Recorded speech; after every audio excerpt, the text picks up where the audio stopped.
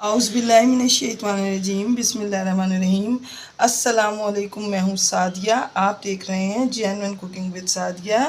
आज मैं आपके लिए ये मूंग की भुनी हुई दाल, जो कि इंतहाई टेस्टी ढाबा स्टाइल में बनी हुई बहुत मज़ेदार दाल की रेसिपी लेके आई, जो बनाने में बहुत आसान है। सिंपल इंग्रेडिएंट्स से बनती है, मगर इसका टेस्ट बहुत अच्छा होता है। आप इसे एक बार ट्राई कीजिए। तो आए हम अपनी रेसिपी स्टार्ट करते हैं। ये मैंने एक छोटे साइज़ की प्याज जो है वो काटी है और इसको मैं जो है लाइट ब्राउन करूँगी। तो व्यूवर्स, मैंने इसमें हाफ़ कप से थोड़ा सा ज़्यादा ऑयल डाला है, क्योंकि इसमें थोड़ा ऑयल अच्छा लगता है। और ये प्याज जो है जब ये ब्राउन हो जाएगी तो इसमें मैं सबसे पहले अदरक लहसुन का पेस्ट ऐड करूँगी। व्यूवर्स, प्याज जो है ये थोड़ी ब्राउन हो चुकी है। इसमें मैंने 1 टेबल स्पून अदरक लहसुन का पेस्ट ऐड किया है। तो ये देखें, थोड़ा सा मैंने इसको थोड़ा सा सॉटे किया है। अब इसमें मैं ये 2 टमाटर हैं मीडियम साइज़ के, ये 2 टमाटर मैं डालूँगी और साथ में थोड़ा सा पानी। ये देखें, मैंने इसमें थोड़ा सा पानी डाला है। और देखें व्यूअर्स, मैंने पानी इस वजह से इसमें ऐड किया है कि जब मैं इसमें मसाले डालूँ तो वो मसाले जो हैं मेरे जल ना जाएँ। तो इस पॉइंट पर देखें, मैं ये मसाले डालूँगी। ये है इसमें 1 टीस्पून नमक, 1 टीस्पून ज़ीरा, हाफ़ टी स्पून हल्दी, 1 टीस्पून पिसी मिर्च और हाफ़ टी स्पून पिसा धनिया।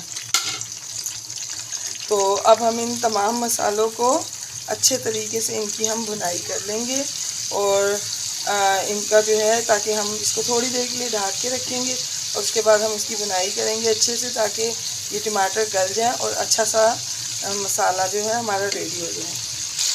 तो देखें व्यूअर्स, इसको 2 से 3 मिनट हो गए हैं। ये टमाटर जो हैं काफ़ी हद तक जो है ये देखें ये गल गए हैं। इस पॉइंट पर ये 2 से 3 हरी मिर्चें हैं, इनको मैंने बारीक काट के तो इसमें ऐड किया है और अभी हम इनकी थोड़ी और अच्छे से भुनाई करेंगे। तो व्यूअर्स, अगर मेरी रेसिपीज़ आपको अच्छी लगती हैं, आप चैनल पर न्यू भी हैं, तो काइंडली मेरे चैनल को सब्सक्राइब करें ताकि मेरी हर वीडियो को आप देख सकें। लाइक करें, शेयर करें और बेल आइकॉन को जो है वो आप ऑल पे करके प्रेस करें, ताकि मेरी हर आने वाली वीडियो आपको वक्त पर मिल सके। तो देखें व्यूअर्स, ये काफ़ी अच्छे तरीके से इसकी भुनाई हो गई है। तो अच्छा, अब इस पॉइंट पर मैं आपको एक बात बताऊं कि अगर हम इसका जो रोगन है ये चिकना इसी पे छोड़ देंगे, तो जब हम इसमें दाल डालेंगे तो दाल सब चिकने को जज़ब कर लेती है अपने अंदर। तो लास्ट में जो है फिर दाल के ऊपर रोगन नज़र नहीं आता। तो इस पॉइंट पर हम इसकी अच्छे से भुनाई करके तमाम रोगन जो है मैं एक अलग से बाउल में निकाल लूँगी और फिर मैं आपको बताऊँगी कि उसको किस वक्त डालना है। बिस्मिल्लाहिर्रहमानिर्रहीम। तो देखिए व्यूअर्स, मसाला जो था वो रेडी हो गया और उसके बाद मैंने इसका तमाम रोगन उतार लिया है।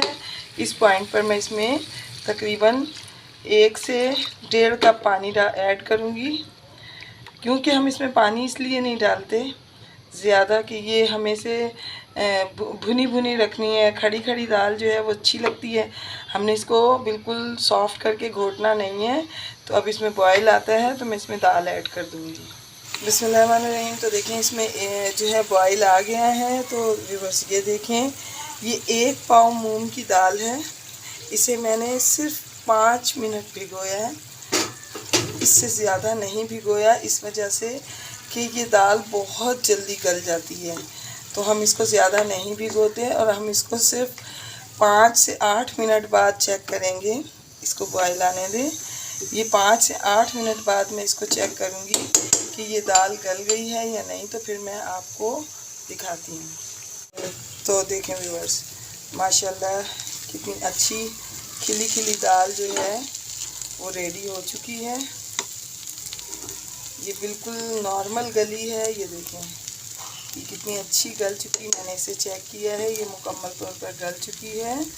तो देखिए इतना आसान सा काम था। तो आए मैं आपको इसको डिश आउट कर। बिस्मिल्लाहिर्रहमानिर्रहीम। तो देखें व्यूअर्स, इसकी फ़ाइनल लुक कितनी ज़बरदस्त आई है। जो रोगन मैंने उतारा था वो मैंने दाल पे वापस डाल दिया है। देखिए इसमें भी आपको नज़र आ रहा होगा। और ये बहुत बेहतरीन दाल बनी है, बहुत आसान तरीके से, बिल्कुल इसमें मेहनत नहीं लगती, लेकिन जायका बहुत मज़ेदार है। और वैसे भी ये मेरी फेवरेट दाल है। तो आप इसको बनाएं, इंशाल्लाह आपको ये ज़रूर पसंद आएगी। मैं आपको अपनी दुआओं में याद रखती हूँ, आप भी मुझे अपनी दुआओं में याद रखा कीजिए। Thanks for watching. तो इंशाल्लाह मिलते हैं किसी नेक्स्ट रेसिपी के साथ। अल्लाह हाफिज़।